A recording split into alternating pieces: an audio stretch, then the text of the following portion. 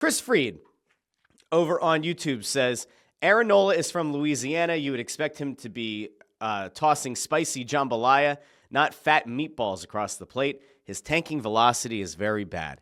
Yeah, his fastball, I believe, is down a full mile per hour from his average a year ago. And it's still early in the season, and guys ramp up and all that, but, like, it's concerning. I find Aaron Nola to just be a deeply concerning human being, a deeply concerning player. And honestly, it's at the point now where I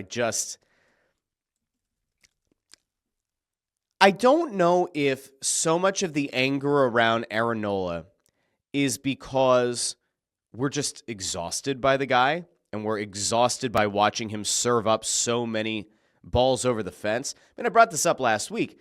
Last year, he tied for the major league lead with 31 home runs allowed. Or was it the NL? Either way, he was tied at the top of either the NL or Major League Baseball. I think it was MLB. It might have been National League. Doesn't matter. Keep contradicting myself. Somebody can find it in the comments. But he gave up 31 home runs last year. And now through 2 starts, what is he giving, 4? This is bad. Like, there's no way to spin it. It's almost inconceivable that for a guy who has been sold to us for so long as being a player who has the ability to go out and throw you Cy Young caliber stuff, or has Cy Young caliber stuff in his arsenal, the fact that he just continues to implode the way that he does. Now, listen, I've been trying to come up with a comparison for what Aaron Nola is. I really have. And I remember, like, back before Harry Kalas passed away, I remember Harry Kalas having a thing about how Ryan Howard striking out so much was okay because it's better to strike out and that be the only out than worry about putting the ball in play and perhaps getting doubled off or whatever. Maybe it was Harry had the other side. It doesn't matter. But the idea was, like, Ryan Howard struck out a lot. And so it was a very isolated play. But because he struck out at the rate that he did, and because he didn't put the ball in play, and because he wasn't flying out, because he wasn't making a field player have to actually make a play on the ball, it reduces the amount of variance that can exist within the field. It reduces the likelihood, obviously, of an infielder bobbling a ball that maybe a guy gets to second base, or maybe a guy who is on third ends up scoring. Maybe there's an error. Maybe there's a bad path taken to a ball in the outfield and it ends up hitting the fence. Like, whatever it is, if you are so limited in scope that, like, I don't know, 150, 200 of these plate appearances are taken by you not putting the ball in play, it does adversely affect the team because there are other things that could happen. Now, in fairness, it does take a double play off the table, but, like, that's about the only negative outcome that you're taking off the table. With Nola, it's not quite as bad, but when I watch Nola pitch, I go, okay, he might not give up a ton of hits, but the ones that he does go over the fence, and they're the ones that happen to count. And so it's like if Nola could just reduce the home runs, he probably only gives up 1 run this weekend. Maybe he gives up 2. But it's always that there's that one dumb pitch that gets left over the plate and gets deposited into the seats, and you go, it's not like he's getting batted around. A lot of times it's not like he's getting batted around. It's not as if he's allowing 4, 5, 6 base runners an inning and he's just getting shellacked. It's, he put together 2 really good outs in a row. He embarrasses a guy, gets out on his front foot, and, like, good on you, Aaron Nola, and then he leaves something up, and it ends up bringing in 2 runs. That, to me, is the frustration. It's like, if you could just somehow, and you can't because the guy is who he is at this point, but if you could somehow get that guy to stop giving up home runs, he would be a lot less frustrating of a pitcher to watch, and yet we just don't have the ability to put up with it. Now, again, Nola's frustrating.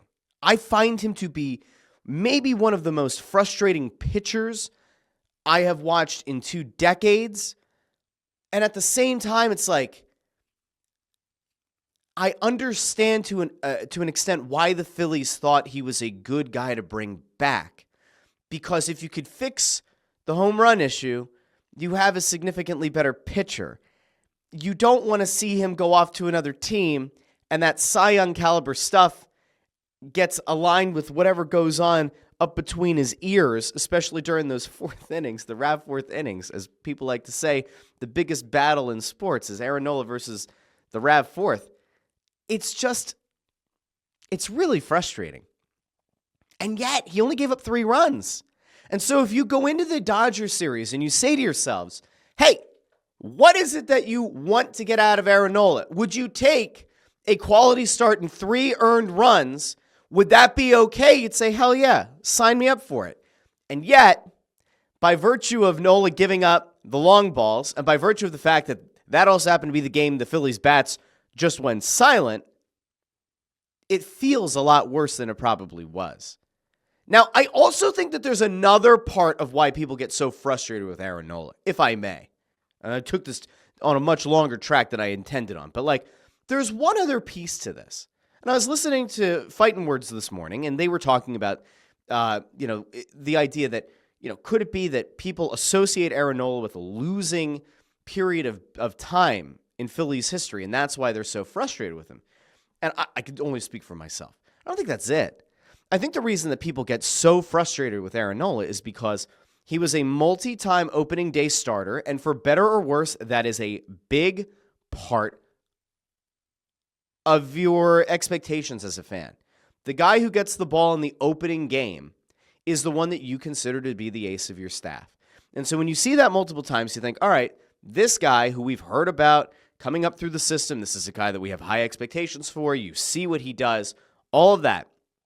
You start to think, all right, is Aaron Nola going to become the ace of the staff? And if so, how ace of an ace will he be? Will he be an ace of a bad team where he's probably a number 2 or a number 3 on another team? There were comparisons being made at certain points in time that is Aaron Nola perhaps going to be able to be like the heir apparent? Is he going to be the spiritual successor to like a Cliff Lee or a Roy Halladay level ace? And you put those things together, and then you see the movement this guy has on his pitches. You see the repertoire. You hear guys like JT Realmuto talk about how, Aaron Nola thinks through these at-bats. He's a really bright guy. You put all those things together, your expectations end up here. And in fairness, I think Aaron Nola is probably a number 2 or a number 3 starter on a really good rotation. He happens to find himself at number 3 right now. His expectations should probably be somewhere around here. But they're up here. And even though we've seen inconsistencies over the years, I still think that people haven't come down from here enough. And so even if you've only made it to here, your expectations are still higher than what the reality should be.